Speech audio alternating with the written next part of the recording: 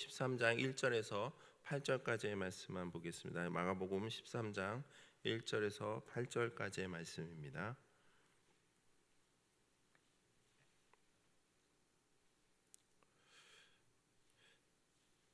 함께 합독하도록 하겠습니다. 예수께서 성전에서 나가실 때 제자 중 하나가 이르되 선생님이여 보소서 이 돌들이 어떠하며 이 건물들이 어떠하나이까. 예수께서 이르시되 내가 이 큰 건물들을 보느냐. 돌 하나도 돌 위에 남지 않고 다 무너뜨려지리라 하시니라. 예수께서 감람산에서 성전을 마주대하여 앉으셨을 때 베드로와 야고보와 요한과 안드레가 조용히 묻되 우리에게 이르소서 어느 때 이런 일이 있겠사오며 이 모든 일이 이루어지려 할 때 무슨 징조가 있사오리이까. 예수께서 이르시되 너희가 사람의 미혹을 받지 않도록 주의하라.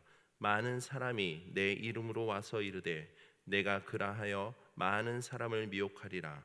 난리와 난리의 소문을 들을 때 두려워하지 말라. 이런 일이 있어야 하되 아직 끝은 아니니라. 민족이 민족을 나라가 나라를 대적하여 일어나겠고 곳곳에 지진이 있으며 기근이 있으리니 이는 재난의 시작이니라. 아멘. 잠시 기도하겠습니다. 하나님 감사합니다. 오늘도 우리를 주님의 전으로 주의 말씀 앞에 나오게 하심을 감사드립니다. 오늘도 말씀을 통해서 은혜를 허락하여 주시고 그 말씀을 통해 우리의 삶에 온전한 믿음이 실천될 수 있도록 하나님의 지혜와 힘을 더하여 주시옵소서. 이 예배를 통해서 온전히 하나님의 영광만이 내 삶 가운데 드러날 수 있도록 하나님께서 붙잡아 주시옵소서. 감사드리며 예수님의 이름으로 기도드립니다. 아멘. 오늘 본문이 기록된 13장의 말씀은 병행 구절인 마태복음 24장과 누가복음 21장과 함께 내용면에 있어서 종말론을 다루고 있기에 복음서의 묵시록 또한 소계시록이라고도 부르고 있습니다. 오늘 본문에 증거되고 있는 하나님 나라가 도래하기 직전에 있을 종말론적 징조들은 이미와 아직 속에서 살아가는 그리스도인들에게 있어서 매우 중요한 부분이라 할 수 있기에 종말을 예고하고 있는 본장의 내용은 하나님 나라를 이해하는 데 있어서 중요한 역할을 하고 있습니다. 본장의 내용은 1차적으로는 예수님의 죽음과 부활, 승천으로 말미암아 예수님이 부재 시에 닥쳐올 상황에 대해 당시의 제자들을 준비시키는 부분에 있어 주어진 것이지만 궁극적으로는 그리스도의 초림과 재림 사이에 살아갈 신약 시대의 모든 성도들에게 주어지는 말씀이라고 할 수 있습니다. 다시 말해 본장의 궁극적인 목적은 종말의 비밀을 미리 알려주기는 것이 아니라 종말의 때를 준비함에 있어 성도인 우리가 취해야 할 자세와 삶의 모습이 어때야 하는지를 일깨워주고 있는 부분입니다. 오늘 본문은 크게 두 부분으로 나누어집니다. 8절까지는 예루살렘 성전의 파괴와 종말의 때에 나타날 여러 가지 징조들에 대한 내용이며 13절까지는 제자들 곧 성도들이 받을 시련 속에서 취해야 할 자세에 대한 내용입니다. 먼저 예수님께서는 예루살렘 성전에 대한 파괴를 예언하십니다. 그리고 성전 파괴에 있어 제자들은 예수님께 이 돌들이 어떠하며 이 건물들이 어떠한지에 대해 질문을 합니다. 그때 예수님은 제자들에게 그에 대한 대답을 하지 않고 2절에 돌 하나도 돌 위에 남지 않고 다 무너뜨릴 것이다 말씀하십니다. 이러한 성전 파괴에 대한 예수님의 예언은 앞서 11장의 성전 정화에 나타나 있듯 성전 제도의 완전한 폐지를 의미합니다. 무엇보다 성전은 당시 유대인들에게는 신앙과 제사 제도의 구심점이 되는 것으로 그런 성전을 파괴한다는 것은 매우 중요한 의미가 있습니다. 즉 성전의 파괴로 말미암아 이제는 더 이상 제사장이 백성들의 죄를 위해서 심승의 희생을 통한 구약의 제사 제도가 아니라 예수 그리스도께서 단번에 흘리신 보혈의 공로로 구원이 이루어진다는 의미와 더불어 유대 종교 지도자들이 가진 잘못된 신앙에 대한 심판적 의미를 가지고 있다라는 겁니다. 또한 제자들은 4절에서 언제 이런 일이 일어나며 종말의 때에 일어날 징조는 무엇인지에 대해 예수님께 묻고 있습니다. 여기서 주목해야 할 것은 제자들이 성전 파괴와 종말의 때를 연결시켜서 묻고 있다라는 점입니다. 당시 유대인들은 성전 파괴와 새 성전 건축의 때를 종말로 보고 있습니다. 그것은 유대인들에게 있어서 예루살렘 성전은 단순히 건물로서의 의미가 아니라 자신들이 하나님께 택함받은 백성이라는 가시적인 증거이며 여호와에 대한 신앙을 유지하게 해온 정신적인 구심점과 같은 의미를 지니고 있었기 때문에 성전이 무너진다는 사실은 건물의 붕괴가 아니고 유대인들의 정신의 붕괴이며 신앙 자체가 무너진다는 의미가 있는 것입니다. 그런 가운데 제자들이 먼저 시기에 대해서 물은 것은 제자들이 예루살렘 멸망을 구약 성경이 예언한 이 세상의 마지막, 즉 종말의 때로 인식했기 때문입니다. 또한 이어서 징조에 대해서 물은 것은 큰 사건이 일어나기 전에 반드시 어떤 징조가 나타날 것이라고 하는 유대인들의 그 신앙을 반영한 것입니다. 이러한 점에서 제자들은 시기와 종말의 때에 나타날 징조에 대한 질문을 연결지어 묻고 있는 것입니다. 그렇다면 이런 제자들의 질문 가운데 예수님의 대답은 무엇입니까? 이에 대해 예수님은 종말의 시기나 그때의 징조를 말씀하시기 전에 5절에 너희가 사람의 미혹을 받지 않도록 주의하라 경고하고 계십니다. 여기서 미혹이란 단어는 두 가지 의미로 내포되고 있습니다. 첫째는 미혹하는 자의 입장에서는 사단이 하나님의 백성을 죄악된 길로 이끄는 강한 유혹을 의미하며, 둘째 미혹을 당하는 자의 입장에서는 결과적으로 억지로 끌려가는 것이 아니고 자신이 동조하여 추종자가 되는 것을 의미합니다. 즉 종말의 때 자신이 그리스도임을 거짓으로 주장하는 사람들을 쫓는 것은 미혹하는 자만의 책임이 아니고 미혹을 당하는 자의 책임이기도 하다는 것을 의미하고 있는 겁니다.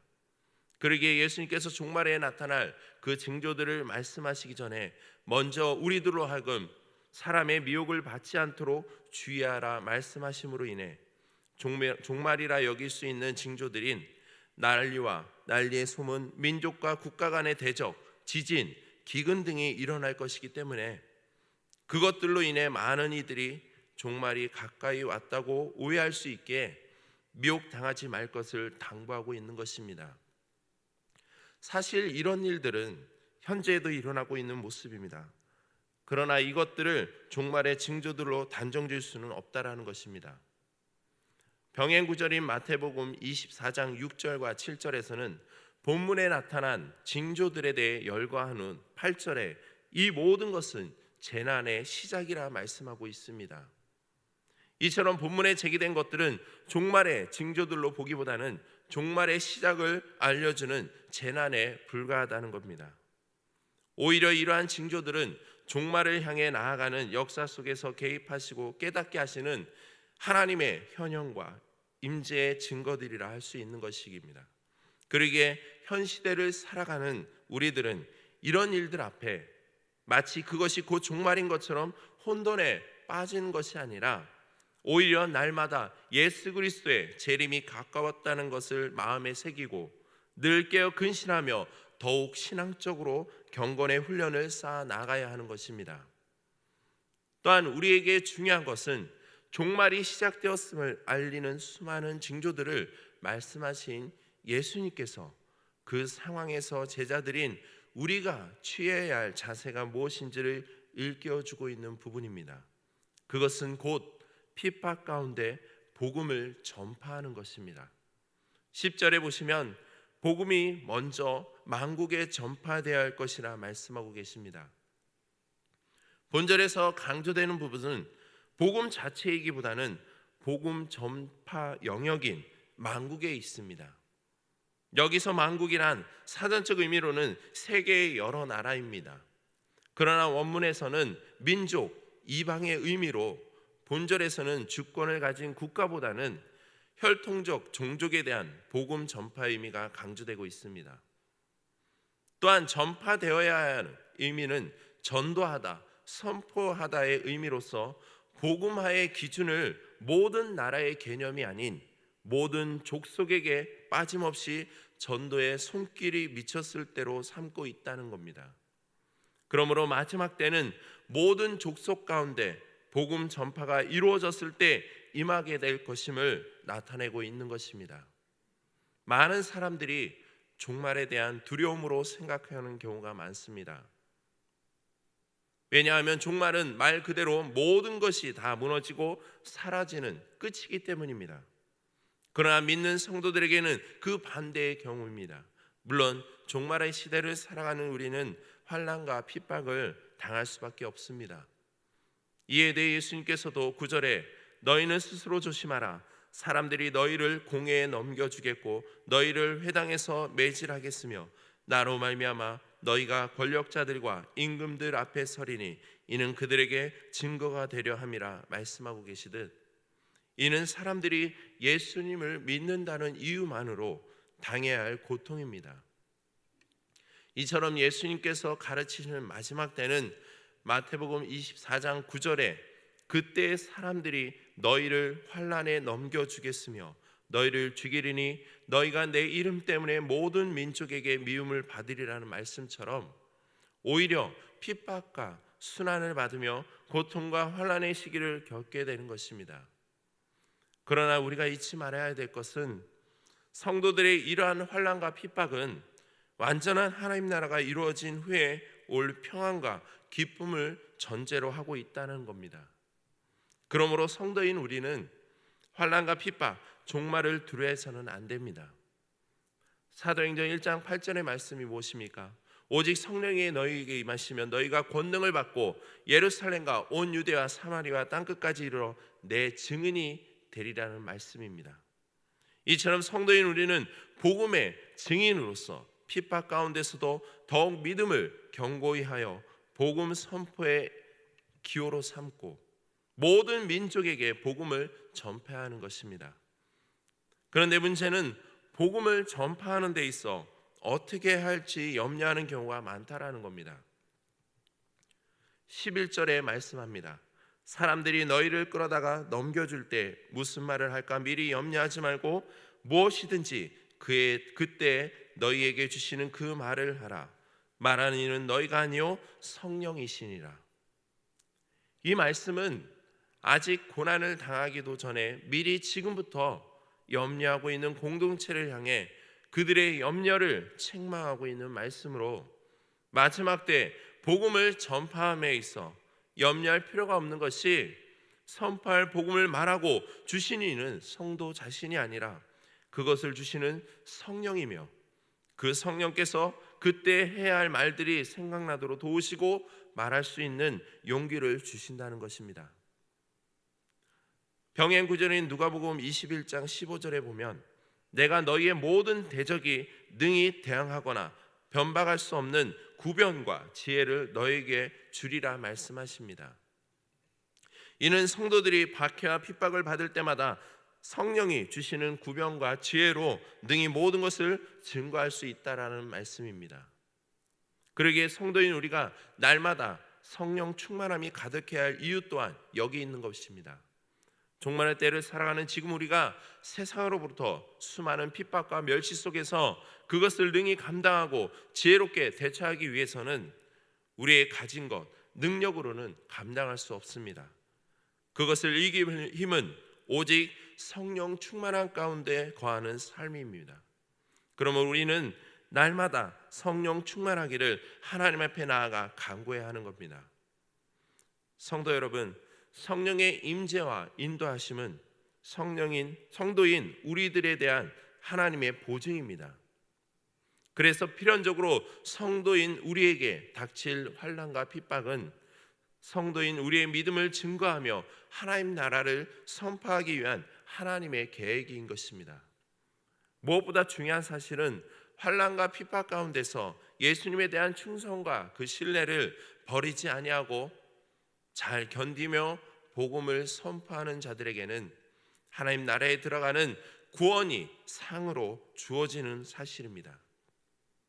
이에 대해 예수님은 13절에 또 너희가 내 이름으로 말미암아 모든 사람에게 미움을 받을 것이나 끝까지 견디는 자는 구원을 받으리라 약속하십니다.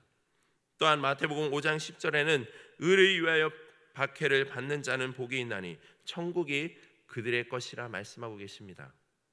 성도 여러분, 종말의 때를 살아가는 성도인 우리에게 참 가치와 상급은 무엇입니까?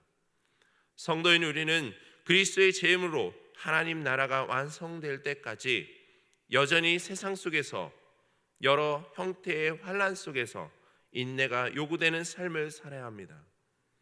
그렇다면 종말의 때를 살아가는 우리는 어떤 삶의 자세를 취하며 살아야 합니까? 수많은 환난과 핍박 속에서도 성도인 우리는 하늘의 참 소망을 품고 각자에게 주어진 그 소명에 충실하며 흔들림 없는 믿음의 삶을 살아야 하는 것입니다. 오늘 하루도 이러한 믿음을 가지고 실천하는 저와 여러분들 되기를 주님의 이름으로 축복합니다. 이 시간 기도하실 때 오늘 말씀을 기억하시면서 어떤 환난과 핍박이 있어도 늘 성령 충만함 속에서 주님의 자녀로서 복음을 전파하며 살아갈 수 있도록 믿음과 지혜를 달라고 간구하시고, 또한 담임 목사님과 사모님 가정을 위해서, 그리고 모든 교육자분들과 직분자들, 성도님들, 선교사님들의 성령 충만함과 사역과 삶의 안위를 위해 원로 목사님과 사모님의 성령 충만함과 영육 간의 강건함을 위해서, 그리고 아픔 가운데 있는 환우들을 위해서, 또한 오산 제일교회 성도들의 삶과 건강을 지켜주시고 경제적으로 어려움을 당하지 않게 하시고 영적으로 침체를 경험하는 자가 없도록 기도해 주시고, 한국교회가 이 어려운 기간을 통해서 회개와 회복의 시간이 되어 더욱더 믿음이 견고해지고 예배의 순도가 높아질 수 있도록, 마지막으로 하나님께서 코로나19를 위해 노력하는 모든 기관과 봉사자들을 지켜주시고 하루빨리 종식되어 이 나라와 국민의 삶이 정상적으로 회복되어 줄 수 있도록 함께 기도하시고, 각자의 기도 제목을 가지고 함께 기도하시다가 돌아가시겠습니다. 함께 기도하시겠습니다. 거룩하신 하나님, 감사 영광 올려드립니다.